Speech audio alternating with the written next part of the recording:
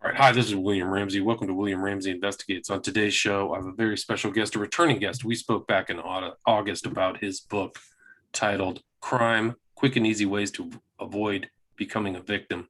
His name is Robert L. Bryan. But today we're going to talk about another book. Title of that book is C Case: An Unlikely Journey from Transit Cop to Internal Affairs Bureau Squad Commander. And again, the author's name is Robert L. Bryan. Really interesting book. Traces his career and some of the really interesting things he did for the IAB, or the Internal Affairs Bureau. So I'm delighted to have them back. So, Robert, Bryan, welcome to the show. How are you? Very good. Thank you for having me. Awesome. Well, thanks for returning. For people who may not have heard our earlier interview, can you talk kind of a little bit about your career and what led you to write this book, C Case? Well, I've spent my entire adult life in law enforcement and security. I had started off after leaving college, after graduating college. I spent a couple of years on the Mexican border as a border patrol agent. And then I'm a lifelong New Yorker, so that was the only time I was out of New York City. And when I returned, I joined the New York City Transit Police Department. I did 20 years there, retiring at the rank of captain. And it's during the time after I become a lieutenant is when I went into 2 years with the Internal Affairs Bureau. Gotcha. And they kind of had this assignment where they make you become an IAB member, right? Yeah, that was an interesting thing at the time because this was right after, as I said, I was a member of the New York City Transit Police. New York City for most of the 20th century, until when the other departments began to exist, had three separate police departments. You always had, since the middle of the 1800s, had the New York City Police Department, but in the 1930s and then shortly thereafter, the New York City Transit Police and the New York City Housing Police came into existence. So transit dealt with policing the subways, while housing was the New York City housing projects. So in 1995, however, there was a merger which brought all three departments together under the New York City Police Department. So in 1995, when this merger occurred, I was a lieutenant. So at that time, I was working in a what became a patrol command in the Transit Bureau, and I had learned that the New York City Police Department had a career path for sergeants and lieutenants where you would apply for an investigative position with the caveat that was known. I went into this with my eyes wide open. This wasn't a surprise. Was that anybody who was accepted into this, before you could get into either the Organized Crime Control Bureau or the Detective Bureau, you would have to do 2 years drafted into the Internal Affairs Bureau. Right. So you had to go into the separate bureau that investigates the other police. Can you talk about what it was like just beginning in that? I think you went in as a in an authoritative position, right? You had to kind of manage other people who were already there, right? Yeah, I went in as lieutenant, and the basic formation of an IAB group, they're called groups. I was in Group 27. Is there are several teams of investigators that are headed by a lieutenant who's the commander of that squad. So when I went in as a lieutenant, I became the commander of one of the squads within Group 27. And it was something that was very, very challenging because I was coming from, not only was I coming from just several months earlier being with the Transit Police Department, but my time had been on patrol, and I had done some time as a police academy instructor also, but I really had no real investigative background. And now I was thrown into a position where I was managing a squad of seasoned sergeants and detectives who had worked many years in detective squads, in the narcotics division, in organized crime control. So that was a very challenging assignment. So they had all these experience. So some of these other people were not on the same career path as you, right? They came from other departments or got assigned there from other places. Is that correct? Well, no, pretty much everybody got assigned the same way. But like, for instance, the sergeants that I had in my squad. One of them had been a detective in what's known as OCID, the Organized Crime Investigation Division, which is it's an elite investigative unit. Now, when he made sergeant, he is, not going back to OCID. He's going out on patrol, and he has to, like anybody else, he has to put in now for this career path as a sergeant or lieutenant. So when he gets selected, he has to do his 2 years in IAB just like anybody else. So the thing was, though, I was kind of unique in that a lot of other people that were going through their 2 years were coming with a background as detectives before they got promoted to sergeant. I see. So you had done the transit and they had come from a different kind of angle. But I mean, you talked to some of these other guys that were very experienced interrogators and detectives. And so you kind of had to, you could basically kind of were thrown into it like sink or swim, right?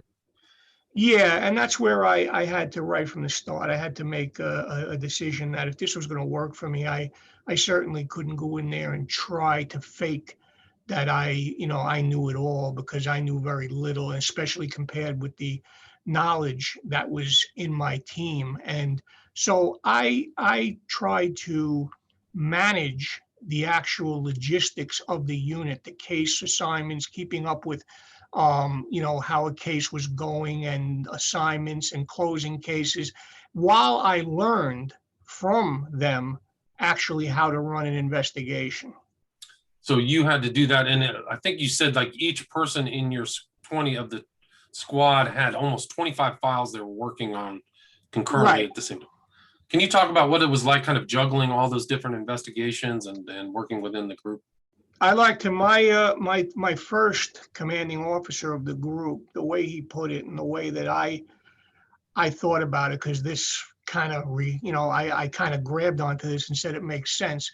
He said this case management is like a merry-go-round. He said when cases come in, they get assigned, they get thrown onto the merry-go-round, and now your job is to try to pull them off the merry-go-round as quickly as you can. Thoroughly investigate them, but don't keep them on that merry-go-round for any minute longer than they have to be. Right. And I think you said that when you came in, you assigned somebody a case and he said, you should take this case because this will give you some experience, right? Can you talk about Correct. that first case? Yeah, the first case that I went out on that I was with was that was one of the more interesting ones, because it actually, and again, I had to learn this also, that many times there were cases that when you started getting used to it, that you just kind of knew by the allegation.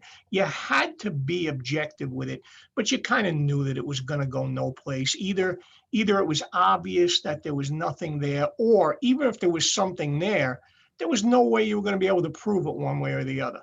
But sometimes, like with this first case, there was a live complainant. There was a gentleman who was an accountant, and he sounded very credible on the phone.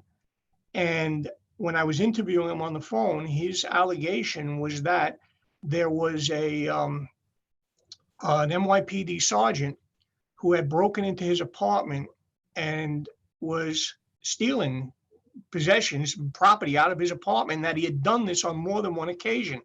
Now, that's a very bizarre allegation to begin with, but he sounded very credible. And it even became more bizarre when I went with a sergeant to interview him, and he was in a high-rise apartment building in Queens. It was a nice building, And he was up on one of, like, I'll say maybe the 15th, 16th floor, one of the higher floors.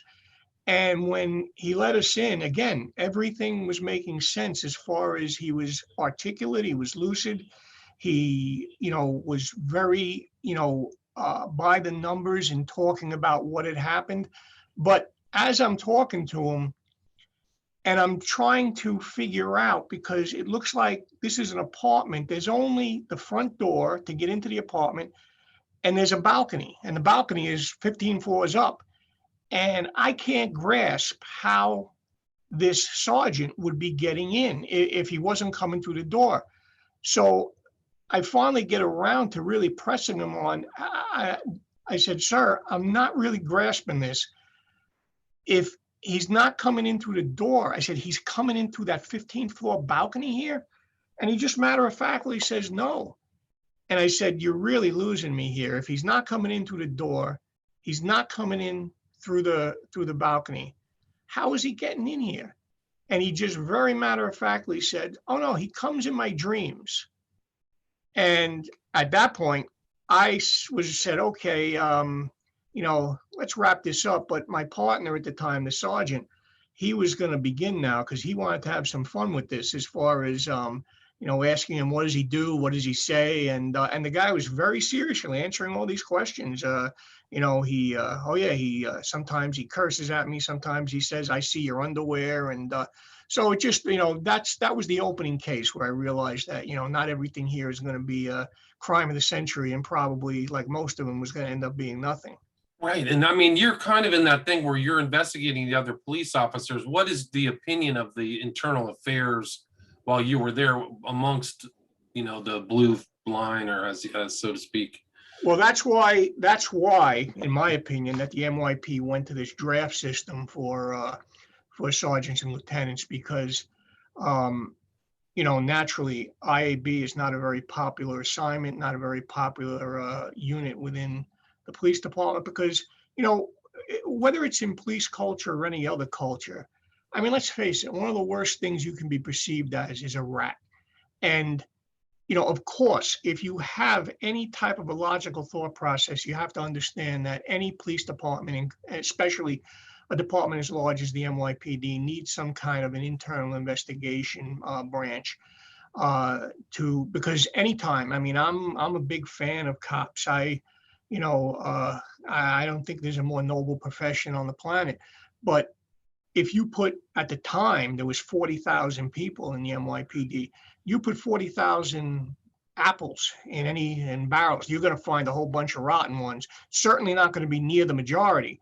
Same thing, probably well over 95, 98% of cops are hardworking, doing the right thing. But you do have, the police department is a microcosm of society.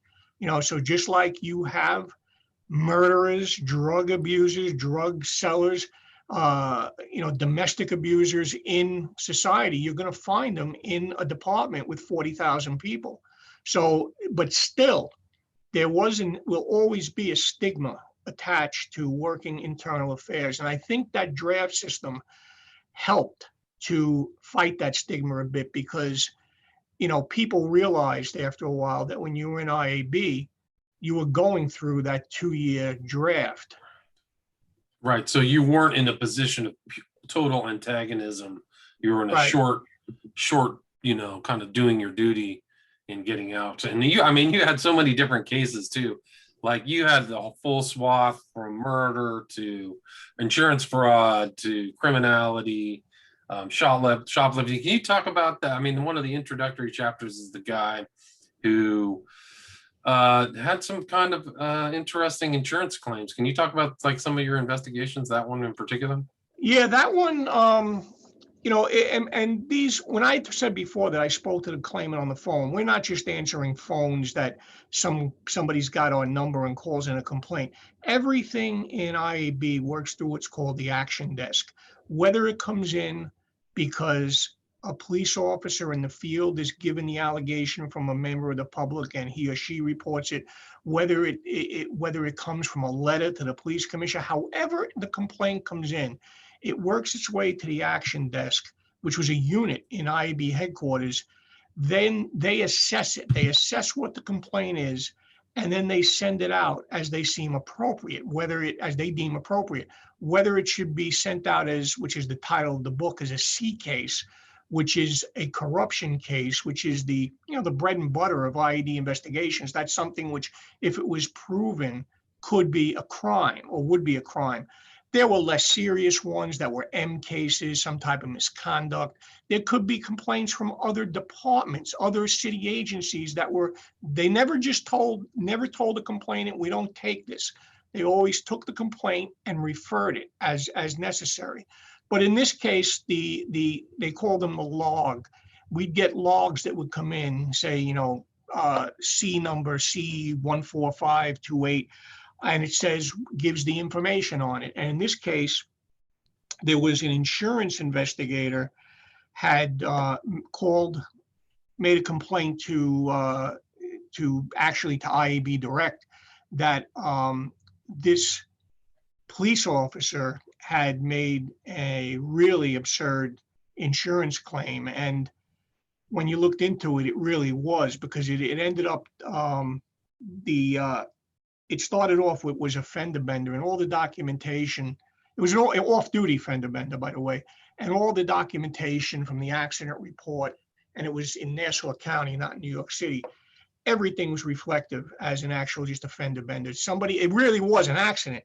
This elderly gentleman had just kind of rolled into the subject when he was stopped at a light, and he just rolled into him at like maybe 2 miles an hour. But he must have seen some kind of opportunity here, and he didn't go to the hospital with ambulance. He ended up going by himself. And when they tried to kind of throw him out after they said, okay, we'll treat you here, but there's nothing wrong with you, he then stayed in the waiting room all night. I got this from interviewing a nurse, an emergency room nurse. So, because he wanted to be able to say he spent the night in the hospital. And then he went, and with his insurance company, he put in this claim that just went on, that he had, in the accident, he had he was wearing some collectible Superman watch that was worth a lot of money. He had some rare tea set from Japan in the trunk. He even went as far as say he had a leg of lamb that got destroyed that was in the car. It was a whole long list. And that was just the beginning, because then he put in a claim that because of his back being injured, he had to get permanent in the wall air conditioning units put in his house because he could no longer take them in and out of the window. He needed to get a gardening, landscaping service because he couldn't do it himself. He had to get a home health aide to bathe him several times a week. And the coup de grace was that he had claimed, and what was the most monetary damages he was or compensation he was seeking, was because he said that he could no longer perform sexually, and he had a notarized statement from his fiance attesting to that. But then as you just start covering bases on how to handle things, you start names that are involved in it. You start just running those names to see if they come up anywhere. And 2 of the names showed up as police department employees. The person that he had listed as the home health aide and the person he had listed as his fiance. Both, miraculously, both of them also worked in the same unit that he worked in.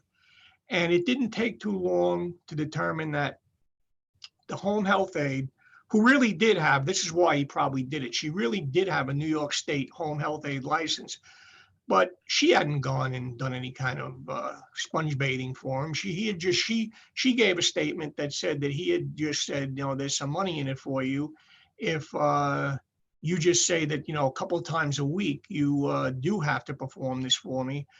And it turned out that the fiance was not a fiance. It was just somebody that worked in the same office. And the same thing, he had told her, look, I'll give you X amount of dollars if you say that we were engaged and that I can't perform anymore. And they both folded very, very quickly. We did what is called in the investigative jargon as offered them queen for a day, where picked them up on the street and just said, look, you don't have to come with us. You don't have to talk with us, but it'd be in your best interest. And this is a one-time deal. If you do not talk to us now, you're not going to get this opportunity again. And they both talked, and they both threw him under the bus really, really quickly. Right, and he was he was a homosexual too. So yes, so the whole idea this was a female that he was saying was that was the first thing she did. She laughed, and she said, "Fiance, he's gay." And so in your book, you kind of show what the outcomes are. So in some of these cases, the DA doesn't always prosecute, but there are administrative steps that are taken, right? Yeah, there's two steps in these processes that could be criminal. You go to within the district attorney's office, and in this case in Queens, there's a public, they call it a public integrity department. They're the ones that actually work on cases that have anything to do with whether it's prosecuting a police officer or any other type of a government worker. So you always have to go through them and keep them abreast. And then when you finally get, because you can't move administratively if there could possibly be a criminal aspect of it. You can't do those at the same time. So what happens is once, if there could be criminal, you go there first. And once the DA makes a decision, in this case, for whatever reason, the DA decided, nah, we don't want this, we're not going to do it. Then we go departmentally, and departmentally, he got fired, which is not an easy thing in the police department. You have to do something pretty heavy to actually lose your job.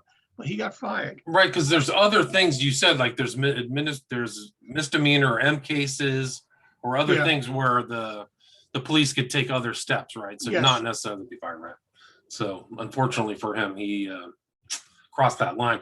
And you had other cases. You talk about the one guy who's a police officer who had some suspicious connections to a chop shop. Can you kind of explain what that is and what he did and why you investigated him? Okay.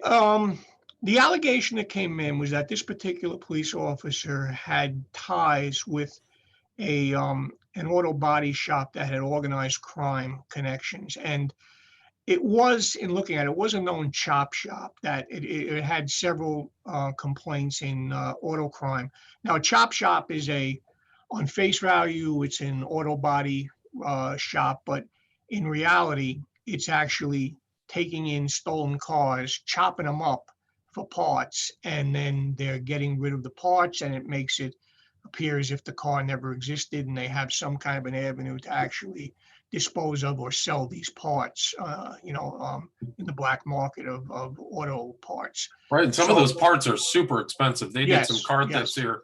They were just taking rear view mirrors from Mercedes Benz's, and each one of those mirrors is like on street, my value was like crazy, $350 or something like that. So the resale value is very expensive. In my area right now, I don't know if this is nationwide or just New York wide, there's a big thing now with catalytic converters getting taken out of cars.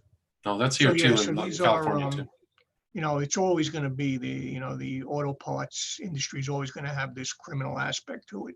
But in this case, it's one of these things where you kind of hope you can get this off the merry-go-round quickly. And because it's very vague as far as that allegation goes. So the easy way to do this is to just watch that shop for a little while and see if this guy ever shows up there. And the problem was, after a couple of days, sure enough, he does show up there, and he does spend several hours in there. And actually I was the one that went inside and made like I was looking for some kind of servicing for my car or repair work. And it did appear that he was actually more than just some kind of a customer in there. So now, we have to do this full blown with surveillance and seeing what he does. And that's where it got a little more complicated, because what didn't make sense, and still to this day doesn't make sense, is in doing the surveillance of him, it turned out that he was going to LaGuardia Airport a lot to the point that, and we would always lose him in there, and we were wondering where he was going. And it turned out he was actually working for one of the airlines in there. He's working as a baggage handler.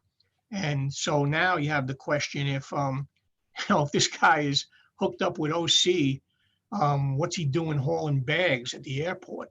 But we ended up in all the surveillance of this guy. He was, on face value, who was a happily married family man, but everything that we saw during our surveillances, you do what's called a lifestyle, and you see where he goes, what he does, who he associates with. One of the profiles that was coming through loud and clear is that he was a real ladies' man. So what we decided to do to bring this to a head was that, since he always parked his truck in the same place, which was a public municipal parking field at the airport, we tried to create a situation where there would be a female in distress that he could come to her aid. So we were able to get a rental car parked right next to his truck, and we disabled that car. There was just a switch in the trunk that disabled the gas. I think it's there. I'm no car guy, but I think it's if there was ever an accident, an impact, and it would stop the gas from flowing and you'd have less chance of some kind of a fire. But if you just flipped a switch, it would stop the gas flow. So naturally, if you're trying to start the car, it's not going to turn over. So we had an undercover. There was a unit within IAB that did just that. It supplied undercovers for investigations. And he had a female undercover that was wired up. So we were sitting maybe 100 yards away in the lot. We could hear the conversation going on. And when he returned from his shift, we were going to have her there trying to start the car and unable to start the car and standing with the hood up and looking very, confused and hoping he would actually come to her aid and then that his instincts would go from there. And it worked. It worked a little too well that first night because after about 5 minutes of conversation, he actually offered to take the car back to his shop. And one of the other things I'm leaving out is she was throwing in there innuendos like, this car has been nothing but a money pit for me. I wish I could get rid of it. And he actually offered to take it back to his shop. And the sergeant that I'm sitting with when we're listening there is like, okay, it's your call. What are we going to do? Because that's the one thing I hadn't planned on. I hadn't planned on him offering to take it right there because now I have visions of, we rented this car. We don't tell the rental company what we're using it for. And I had visions of now, first off, that he's going to have to be taking this undercover inside this shop. And I wasn't comfortable with that. And secondly, now, by the time I got a warrant and got in there, that car could be in a million pieces. And so we had a thing worked out where we had a cell phone with the sergeant calling her up and playing the role of her brother and saying, so she could say, first off, he was able to tell her, no, don't go through with this, and tell him that your brother's coming to pick you up here now, so it's okay. But he took her phone number and we were hoping he was going to call her, and sure enough, he did. So they went out on a date, and that we had the whole thing again wired up. We had teams in different restaurants in this area because we told her, look, if he wants to bounce from one restaurant to another, make sure that you go from here to here so they can always keep eyes on you. And she was wired up, and we got a lot of interesting stuff on the on that recording. He had excuse me with that. He had said that that he did have some type of an interest in that auto body shop, and that one of the first week or two that he was in there, that some guys came in and said, we're your new waste disposal company. And he said, I don't need a waste disposal company. I came in and took this over, and there's a waste disposal company here. And they said, I don't think you're reading us. We're your new waste disposal company. And he said, get out of here. I don't need you. And he said about an hour later, he's in the office. It's at night. And all of a sudden, his front window gets sprayed with automatic gunfire, machine gun fire, which he's hitting the floor and hoping he doesn't get hit. So I had a lot of stuff on the audio recording like that. It was, he had a lot of similar statements like that too, but it ended up where he wouldn't really commit to taking the car that night because he was more focused on his date. And it was starting to she even called from the bathroom once that she's getting uncomfortable. It's starting to get very physical. So I knew I had to cut this off and try to do it another day. And she was able to get away from him that night without, any damage, let's say. But it just never, she tried a few times to get on the date, but I don't know if he was getting raised up or anything, but never got it going again, to the point where I said, no, it's got to get off the merry-go-round here. So we closed this by just bringing him in, and they call it GO15, where you officially interrogate the individual, for departmental purposes. And I'm also leaving one thing important out. All the surveillances we did at the airport, where we could see him out working, hauling bags on the tarmac, and this was during the the summer. It must have been over 100 degrees out in that tarmac. And over the couple of weeks we did this surveillance, he was out sick from the police department at the time, which that's actually a pretty heavy departmental violation where, you're not only are you working a job, the second job that you don't have authorization for, where you need, if you're going to work a part-time job, you need to get departmental authorization for it, which he didn't have. And he was out sick working that job. So, that was another issue that actually sunk him more, because when we interrogated him, we did that official interview. I got to give him credit because he was one of these guys that was really cool as a cucumber. Like when I actually played the tape for him, where he's talking about the machine gun fire, he just sat back and he said, "Lieutenant, what do you want me to say? I like to impress girls.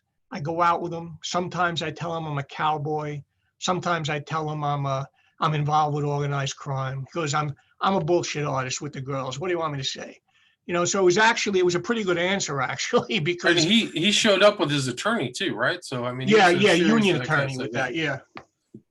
But he was in So trouble. departmentally, it was the same thing. He couldn't. He had no way out of that, being out sick, and he ended up also. He got fired with that, because that was a kind of a heavy duty thing, with being out sick working another job for several weeks out sick with no authorization.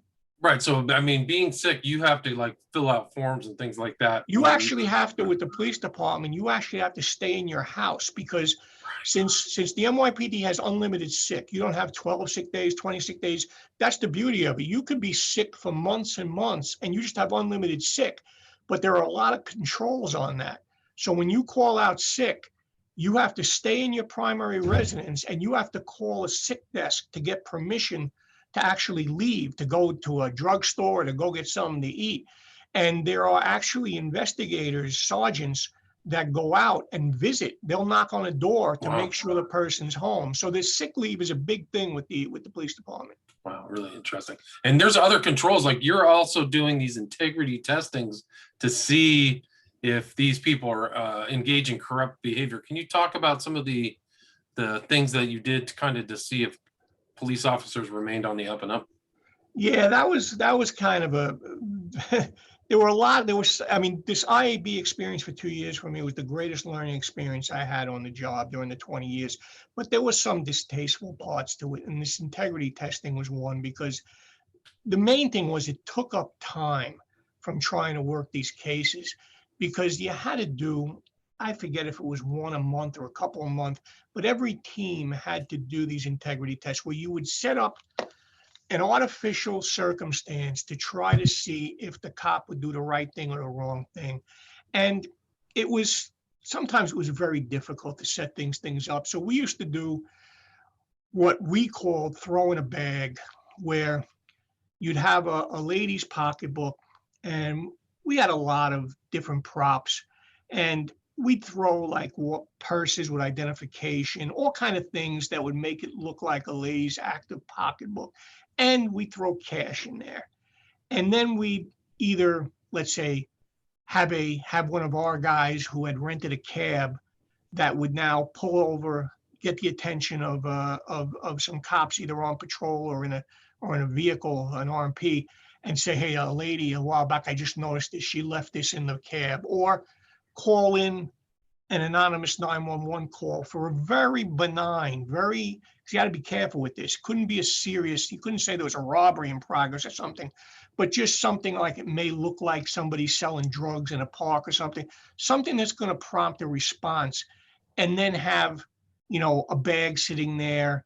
And, the one that I remember is because we tried to get away from just throwing the bag, because the CO at the time was having a problem with that. Everybody was going out. All the teams were going out and just using handbags, throwing bags. So we did a little variation of it. We got some simulated narcotics pills in a bag, we put them in a brown bag and put it next to a trash can in a public park in Queens, and then called in a 911 that, a suspected drug deal. And just we're gonna, sit back.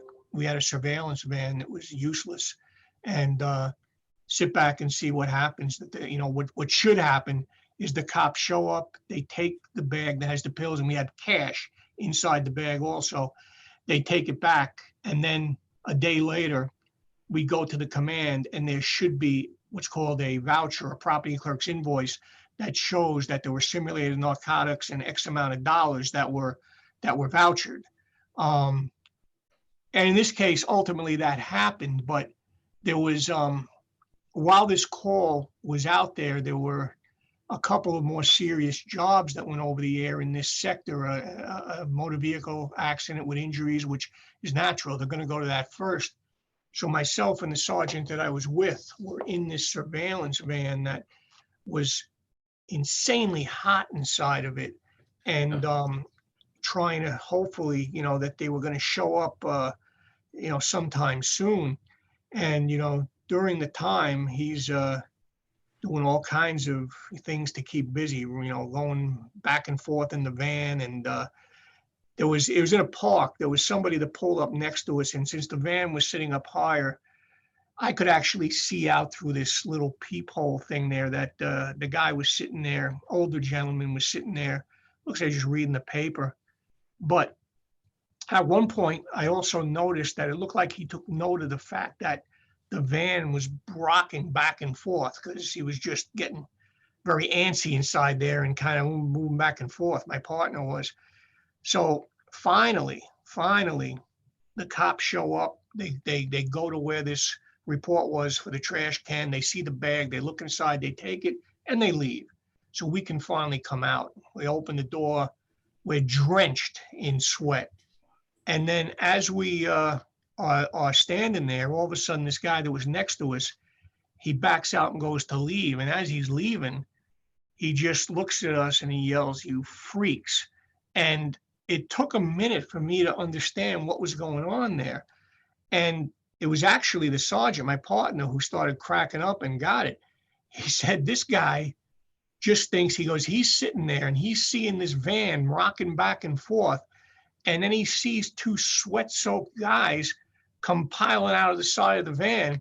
He says he thinks we've been sitting in this parking lot in there having a good time with each other back there. And it's funny because there are these funny moments all through this book. Like you guys have jokes for each other, and you can see the kind of camaraderie and things to do while you're doing the job. I think that comes through in the book. There's a lot more in the book too. I mean, you cover a murder case, shoplifting, all kinds of really variety of different challenges. It was really interesting. That was the thing with IAB why I said it was the greatest learning experience, because just like you have, like I said, a microcosm society, just like you have murders in society, somewhere in the NYPD with 40,000 people, you've got a murderer there too, and so one day, we're working a murder case, the next day we're working a drug case, the next day we're working a fraud case. It ran the gamut of all these different investigations. It's really fascinating. Like you heard the stories about the internal investigation groups, but this is really the insight. So I recommend people check this out. Where's the best place to get this book, Robert? Amazon. And go on to my my author page and just look up Robert L. Bryan on Amazon, and you'll find that book and my other books. Yeah, tons of other books too. How many books have you written at this point? I'm close to 30 right now. I Wow, think. yeah. It was a long list. And do you have like social media or? Yeah, I do have. I have a Facebook page, Robert L. Bryan, and I also have a group that I moderate, Police Books, and I do have a website, robertbryanauthor.com. Robert Bryan Author. If people want to reach out to you, they can do it through that website, robertlbryan.com. Really interesting book and conversation. Thanks so much for your time. Again, the title of the book is C Case, An Unlikely Journey from Transit Cop to Internal Affairs Bureau Squad Commander by Robert L. Bryan. And there's a lot more stories and things in there. So people take that step and go check out this book. So thanks so much for your time, Robert. My pleasure. Thank you for having me. Take care.